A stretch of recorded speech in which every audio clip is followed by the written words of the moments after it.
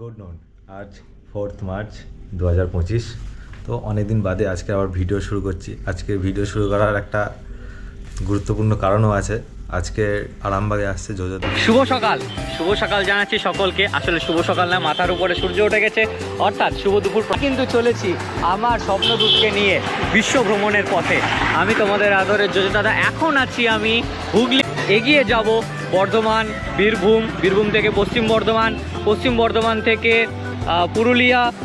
পুরুলিয়ার পর বাঁকুড়া, বিষ্ণুপুর, হাওড়া, পূর্ব মেদিনীপুর, পশ্চিম মেদিনীপুর, তারপরে চলে যাব ঝাড়গ্রাম। অর্থাৎ এইভাবেই কিন্তু আমি আমার পশ্চিমবঙ্গের সমস্ত জেলা কিন্তু কমপ্লিট করে নিব এবং তারপর কিন্তু আমি এগিয়ে যাব হচ্ছে ঝাড়খণ্ডের দিকে। ঝাড়খণ্ড থেকে উড়িষ্যা, অন্ধ্রপ্রদেশ, তামিলনাড়ু হয়ে প্রথম বিদেশ শ্রীলঙ্কার দিকে এগিয়ে যাব।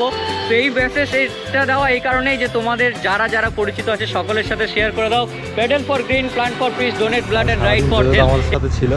তো সারাদিনে প্রচুর গল্প হয়েছে, বিকালে ঘোরাও হয়েছে, রাতে একসাথে ডিনার করে তারপর ঘুমিয়ে আজ সকালবেলা জোজো এখন বেরিয়ে যাবে কলকাতায়।